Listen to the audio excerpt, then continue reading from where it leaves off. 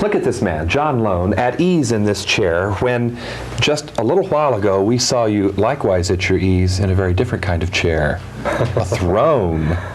You told me there's a story about sitting on that throne in the Forbidden City. In China, they told me that when ordinary people sit on the throne, they get dizzy. And so we all want to know now how you felt when you sat on it. Oh no, I felt very at ease and actually gave me a boost. For my character. Whoopee cushions on the throne of the Forbidden City. I don't know. This area, though, is completely accessible now to tourists, isn't it? Not completely. The session is still closed off. What's extraordinary that the Chinese government first time allowed us to shoot in places that they were not even open to the public. So it was quite exciting. You played the emperor from the age of 18 until near his death.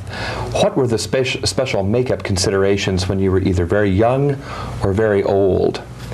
Well, I have a short period of time where I have to have the Qing style of haircut, where it's shaved from about half across the head and the pigtail. There's no way you can do that as a wig. Well, I did that. I have to because I would rather shave, of course, but I couldn't because the next week I need my hair for the next scene. So for the very young and the very old, I need makeup, and then in the middle, I want no makeup. Practically. I believe that you would be willing to do that because you grew up under a kind of discipline as an actor that few of us maybe even understand.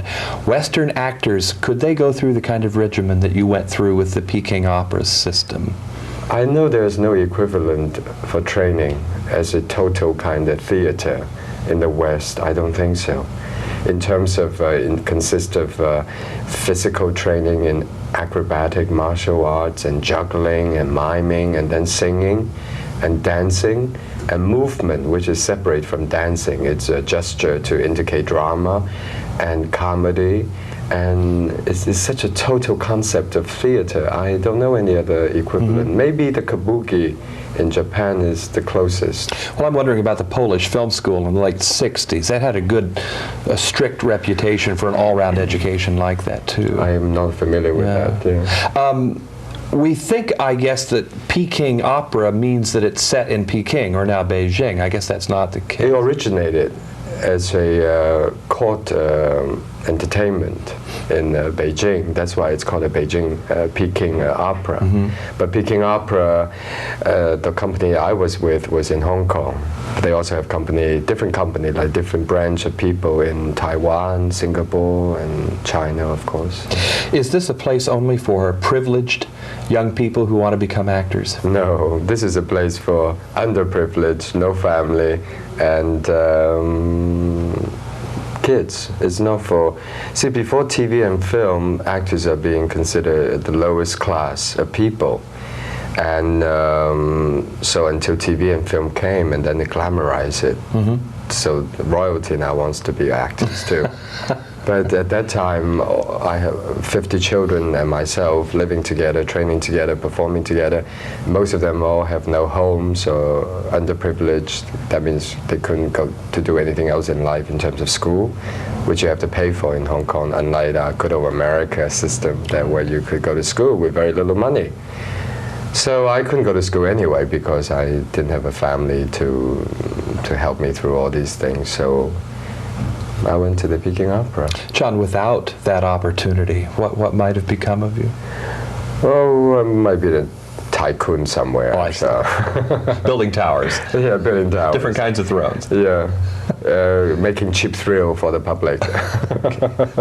What kinds of American films did you watch while you were growing up over there? I saw so many films that I don't even know what I saw because I couldn't speak English, but yet I wasn't educated that well in Chinese either, so the subtitle didn't help me much. And so I just had a lot of great moments in the dark in the cinema that I noticed that one moment from an actor or one scene that particularly grabs me, or the music.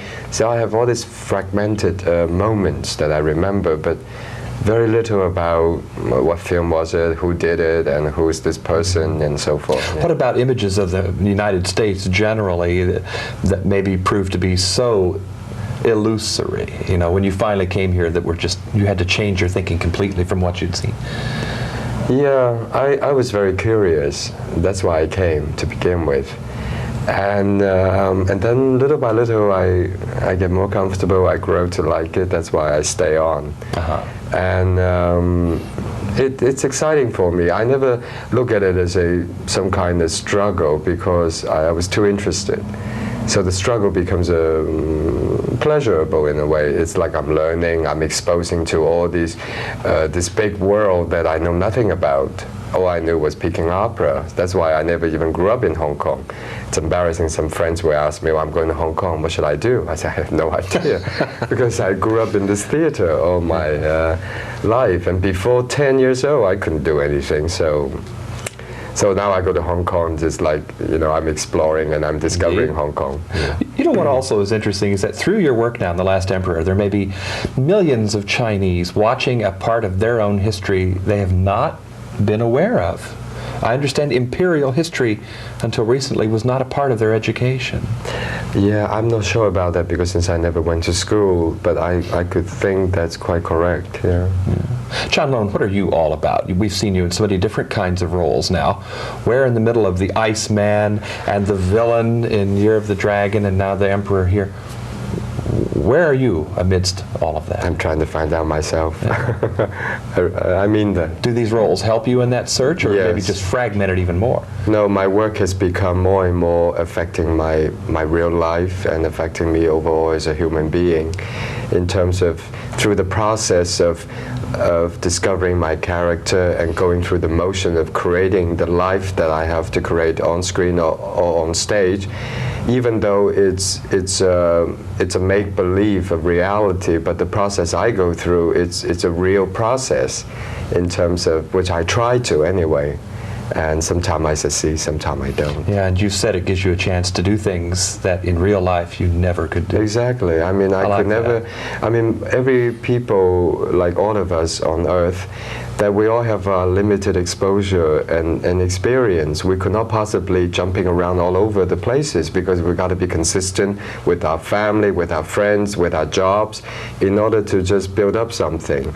That's why I do consider it a privilege that I was allowed to get paid for my work to vicariously live and experience life, as a profession. I think that's as good a definition of the lure of acting as I've ever heard. Yeah, but this is not something for everybody, I think. For me, I like it, and I grow to love it, because the discovery, the process I go through, expanding myself, picking myself apart and face truth or about myself, and so therefore I felt like it's like maybe like a flowers, and you just keep growing until you have to stop.